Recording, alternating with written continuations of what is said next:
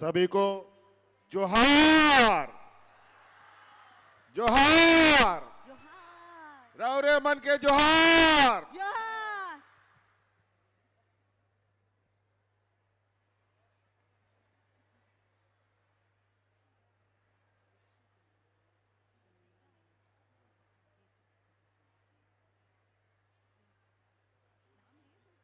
आज यहां झारखंड की इस राजधानी में नए साल के इस पहले सप्ताह में आए हुए हमारी राज्य की सभी महिलाओं को नए साल की बहुत बहुत शुभकामनाएं। और आज हम लोग एक नई राह, एक नई ऊंचाइयों को छूने की तैयारी में जुट चुके हैं।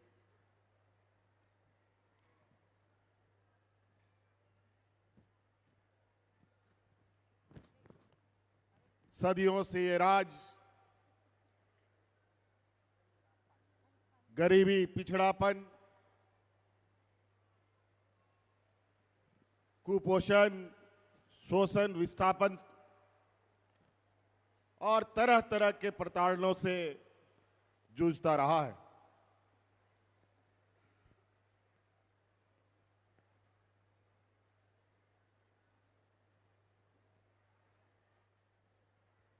देश आजाद होने के बाद से आज तक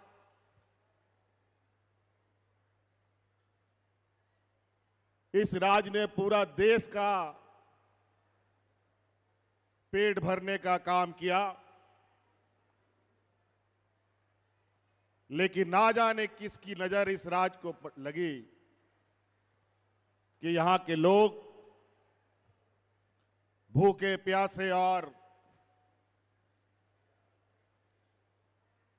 नंगा बदन रहने के लिए मजबूर होना पड़ा।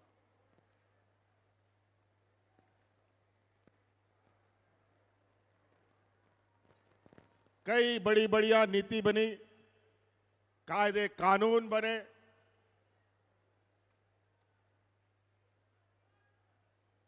राज्य में और देश के अंदर गरीबी को दूर करने के लिए, महिलाओं को सशक्त करने के लिए। लेकिन देश आजाद होने के बाद भी ना इस देश का गरीबी खत्म हुआ, ना पिछड़ापन खत्म हुआ, ना ही महिलाएं सशक्त हो पाई हैं। आज के इस भौतिकवादी युग में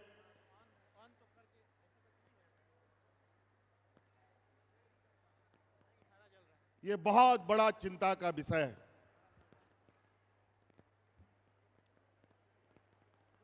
हम विकसित राज्य और विकसित देश का हम परिकल्पना करते हैं।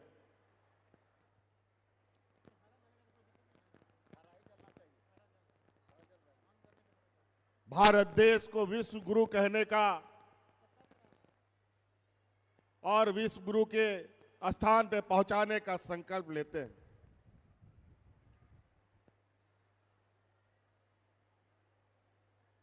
ये बड़ा विचित्र बात है, जब इस देश का आधी आबादी जो विकास से कोसों दूर हो, तो देश और राज्य कैसे विकास कर सकता है, ये हमारे सोच से परे है। आज महिला और पुरुष एक समान और एक ताकत के साथ कंधे से कंधे मिलाकर काम करने की क्षमता रखती हैं। लेकिन आज भी महिलाओं को वो ताकत नहीं मिल पाई, वो रास्ता नहीं मिला जिसके माध्यम से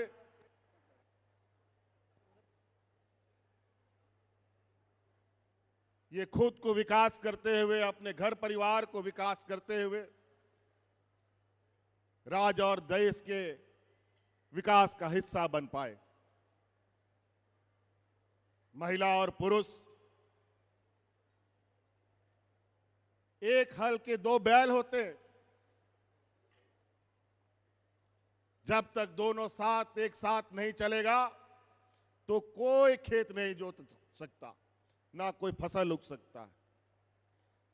इसीलिए देश का विकास की परिकल्पना बिना महिलाओं को ध्यान में रखे कतई नहीं की जा सकती।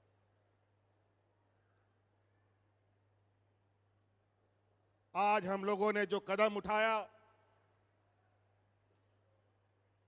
ये देश का एक ऐसा कदम है जो आने वाला समय पूरे देश के राज्य भी हमारे इस कदम को, और आज ऐसी चर्चाएं प्रारंभ हो चुकी है कि कौन राज्य अपने राज्य की महिलाओं को कितना सशक्त करने के दिशा में कदम बढ़ाता है।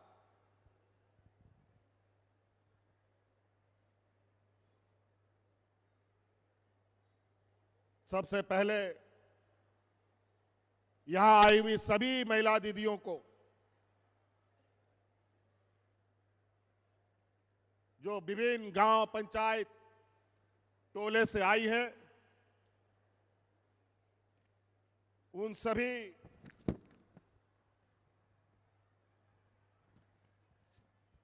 लाखों बहनों को मैं धन्यवाद देना चाहूंगा। बहुत आभार आप सभी का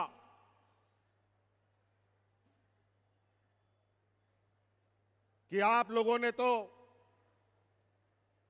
विगत चुनाव में कमाल ही कर दिया, और इस कमाल के लिए आपका कोटि कोटि धन्यवाद। जो आशीर्वाद आपने हमें दिया और जो सम्मान हमें दिया, और हमने आपको यह भी वादा किया था कि इस राज्य की आधी आबादी को उनका हक अधिकार, उनके सपनों को पूरा करने का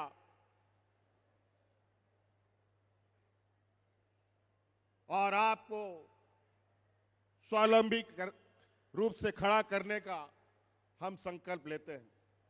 आज उसी क्रम में आज हमने एक ऐसा इतना बड़ा कदम उठाया है। आप सभी महिलाओं के ऊपर अपने घर परिवार की जिम्मेदारी तो होती ही है। बाल बच्चा, पति, सास ससुर, बाप की जिम्मेवारी होती है। आज इस ऐतिहासिक कदम के माध्यम से इस राज का भी जिम्मा आज हमने आपके गोद में डाला है।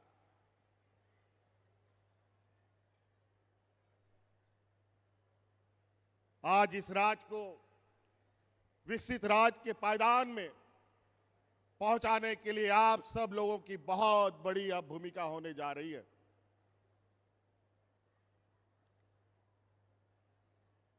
आज आप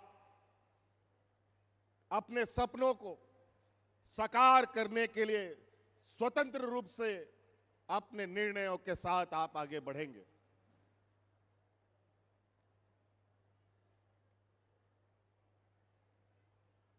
सरकार कई तरीके से गरीब गुरबा लोगों को मदद करती है, कई तरीके से सामाजिक सुरक्षा प्रदान करने के उपाय ढूंढती है,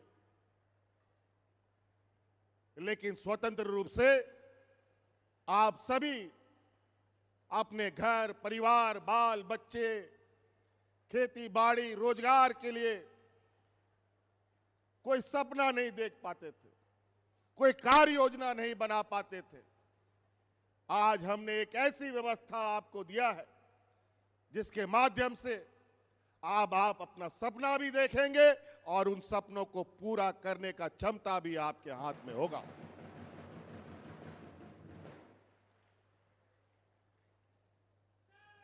बहुत सारे राजनीतिक दल, राजनीतिक संगठन महिला सशक्तिकरण पर बहुत बड़ी बड़ी बातें करते हैं। जब हमने इस राज्य में महिलाओं को 1000 रुपया देना शुरू किया तो हमारे विरोधी हमारा मजाक उड़ाते थे। फिर 1000 रुपया से बढ़ाकर 2500 करने का हमने संकल्प लिया, उस समय भी मजाक उड़ाते थे। और उन्होंने भी अपना झूठा वादा राज्य के और देश की जनता के समक्ष रखा कि हम भी 2100-2200 रुपया देंगे। ये लोगों ने हमें चुनौती दी कि महिलाओं को कहां से इतना रुपया मिलेगा, कहां से सरकार पैसा लाएगी। कई नेताओं के साथ हमारी बातचीत हुई, हमारे विपक्ष के लोगों के साथ। उन्होंने हमसे पूछा इतना रुपया कहां से लाओगे, तो हमने भी उनसे पूछा जो तुम राज्य की जनता को बताते हो कि हम इतना रुपया लाएंगे तो तुम कहां से लाओगे। तो वो लोग क्या बोलते थे मालूम है, अरे चुनावा हो जाने दीजिए ना, उसके बाद सोचेंगे देंगे कि नहीं देंगे। लेकिन हमने चुनाव के पहले वादा किया था और चुनाव के खत्म होने के बाद पहला कदम हमने महिलाओं से किया गया वादा को पूरा करने का काम किया है।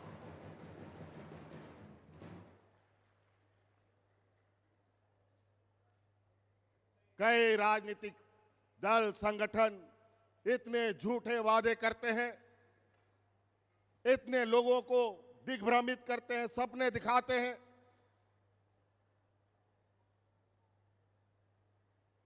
चुनाव आता है, जब जब वोट मांगने के लिए नेता, बड़ा बड़ा स्टार प्रचारक गांव में, शहर में पुरुषों से ही वोट मांग करके चले जाते थे। महिलाओं को कोई पूछता भी नहीं था कि वोट किसको दोगे। और महिलाएं भी जहां पुरुष वोट करते थे वही वोट उनका भी जाता था।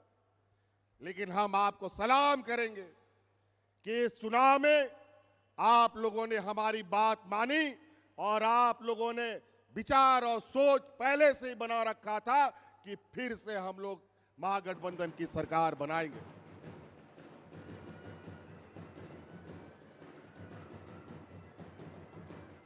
आज आप लोगों के सामने कई ऐसी चीजें बदलेंगी बहुत तेजी से। सरकार आपको राशन फ्री देती है, बिजली भी हमने आपको फ्री कर दिया, बच्चों का पढ़ाई लिखाई, कपड़ा लत्ता, कलम कॉपी वो भी सरकार दे रही है, छात्रवृत्ति भी दे रही है। लेकिन इसके आगे क्या होगा इसका परिकल्पना आप नहीं कर पा रहे थे। सरकारी स्कूल के माध्यम से पढ़ाई, 5 किलो 7 किलो अनाज के माध्यम से पेट पालना, सरकार के द्वारा धोती साड़ी लुंगी के माध्यम से तन ढकना, यही मात्र होता था।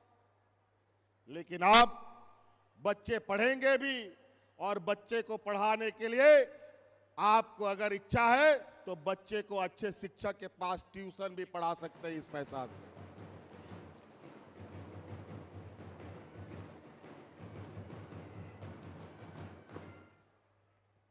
आप इन पैसों से गैस सिलेंडर भी खरीद सकते हैं। अगर महीना में 2 सिलेंडर खर्चा होता है तो आराम से आप इस पैसे से भी सिलेंडर खरीद सकते हैं। बच्चों के लिए किताब, कलम, कपड़ा, लत्ता। आप अपने लिए हर त्योहार में कपड़ा खरीद सकते हैं और अपने पसंद के कपड़े खरीद सकते हैं।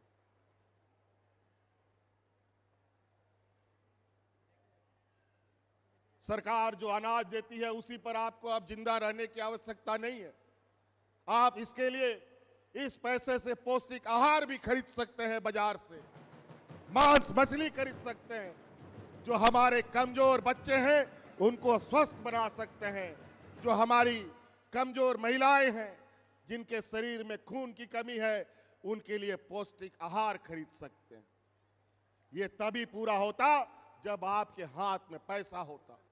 आज हमने कई कार्य योजना आप अपने अनुरूप बना सकते हैं अपने घर में। आज भी हमें कई जगहों से ये शिकायत आती है कि जो अनाज सरकार के द्वारा वितरण होता है, कई गरीब गुरुआ उस अनाज को बाजार में बेच देता है, क्योंकि उस समय उसको उस अनाज से ज्यादा उस पैसे की आवश्यकता है जिससे वो दूसरा काम कर पाए। लेकिन अब आपको वो अनाज बेचने का जरूरत नहीं है। अब आपके पास इतनी क्षमता होगी कि अनाज भी रहेगा और बाकी जो आपका सपना है वो भी पूरा होगा। कई जगह हमें ये भी शिकायत आई है, बच्चों को जो साइकिल मिलता है उस साइकिल को बेचकर उसका पैसा से ये गरीब गुरुआ अपना दूसरा जरूरत की चीजों को पूरा करता है। अब बच्चे का साइकिल छीनने का जरूरत नहीं पड़ेगा। अब आपके इस पैसे से आप साइकिल भी रखेंगे, अपनी जरूरतों को भी पूरा करेंगे। आज इस पैसे से आपने आमदनी भी बढ़ा सकते हैं। हमारा गांव देहात का खेतीहर महिलाएं, खेतीहर परिवार आज इस पैसे से 10 मुर्गी खरीद सकता है एक महीने में। अगला महीना फिर 10 मुर्गी खरीद सकता है, अगला महीना फिर 10 मुर्गी, 40-50 मुर्गी रख करके चूजा भी पैदा कर सकता है और अंडा भी पैदा कर सकता है और बाजार में भी बेच सकता है।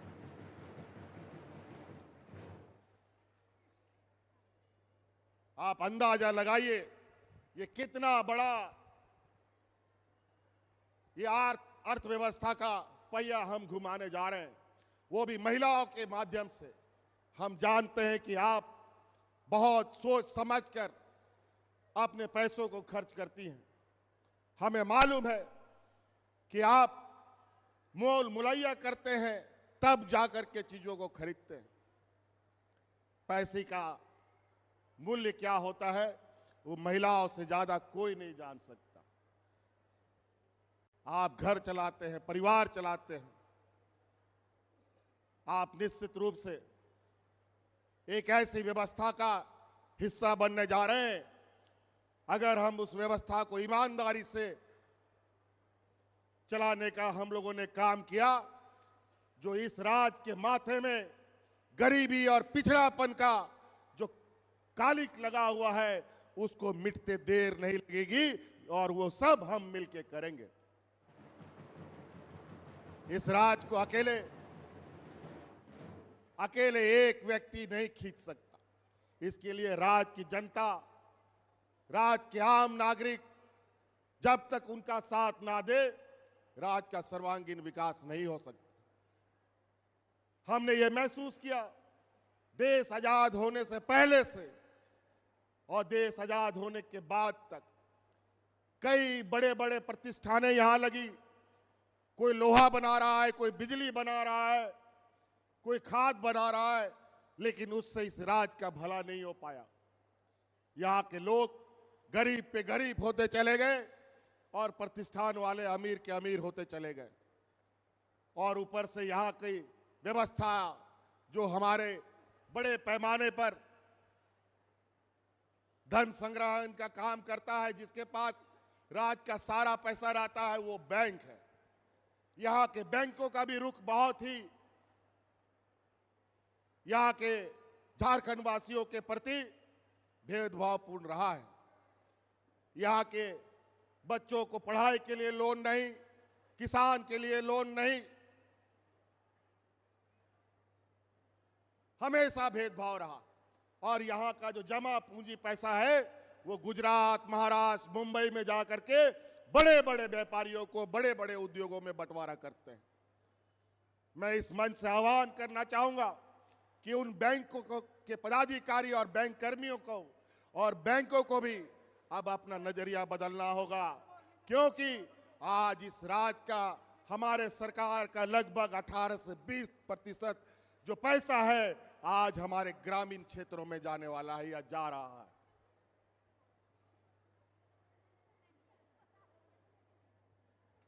घर बनाने के लिए भी लोन नहीं मिलेगा, गाय खरीदने के लिए भी लोन नहीं मिलेगा, बकरी खरीदने के लिए भी लोन नहीं मिलेगा, खेती बाड़ी करने के लिए लोन नहीं मिलेगा, पढ़ने के लिए भी लोन नहीं मिलेगा, घर बनाने के लिए भी लोन नहीं मिलेगा, ट्रैक्टर खरीदने के लिए भी लोन नहीं मिलेगा।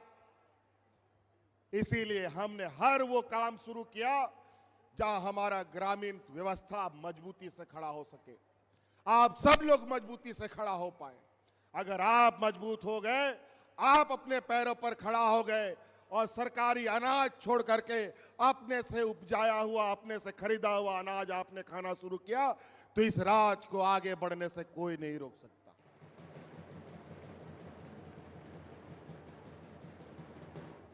इसीलिए बिना कोई बंधक रखे आज सरकार ट्रैक्टर भी बांटती है, आज सरकार बस भी बांटती है, आज सरकार बोलेरो भी बांटती है, आज सरकार आपको राशन दुकान चलाने के लिए भी आर्थिक मदद करती है, खेती बाड़ी करने के लिए भी आर्थिक मदद करती है।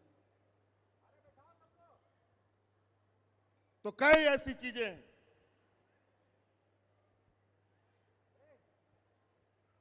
आपको ये तो पता ही है, पेट में अनाज नहीं रहेगा तो, पेट भरा नहीं रहेगा तो हम कैसे काम करेंगे। कोई गाड़ी है तो उसमें पेट्रोल तेल नहीं डालेगा तो एक कदम नहीं चलेगा। गाड़ी तो है लेकिन तेल नहीं है, घर में बर्तन है लेकिन अनाज नहीं है, तो खाइएगा क्या, गाड़ी चलेगी कैसे। आज आपको हमने एक ऐसी व्यवस्था आपके हाथ में दिया है जो अब अपने तरीके से उसका उपयोग करेंगे, लेकिन ध्यान रहे कोई गलत कामों में इन पैसों को ना उपयोग करें। आजकल बहुत सारे चील कौवे घूमते हैं, कहीं लॉटरी कहीं जुआ खेलने का काम करवाता है और लोगों का पैसा ठगने का काम करता है। इसीलिए हमें पता है कि महिलाएं जुआ नहीं खेलती, हमें पता है यहाँ की महिलाएं बहुत होशियार हैं, इसीलिए आज ये सारा जिम्मा हमने महिलाओं के हाथ में दिया है। अब इस राज्य में तो छोड़ो, अब देश के अंदर जो महिलाओं को नजरअंदाज करेगा वो सत्ता में कभी वापस नहीं आ सकता, ये मैं दावे के साथ कह सकता हूं।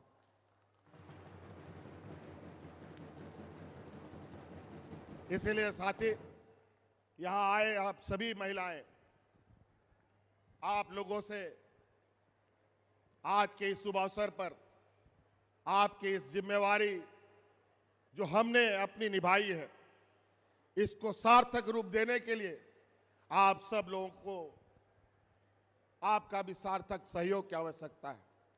आपको भी ऐसे कामों को चुनना है जिसके माध्यम से आपका घर परिवार मजबूत हो, आप जो टूटे फूटे घर पे रहते हैं वो आप पक्का मकान बना सके। वैसे तो सरकार आवाज दे ही रही है, लेकिन इसके बावजूद इससे भी बढ़िया आप घर बना सकते हैं। आप लोग साथ दीजिएगा ना, महिला लोग साथ दीजिएगा ना, मजबूती से काम कीजिएगा ना। चलिए, बहुत बहुत धन्यवाद। इसीलिए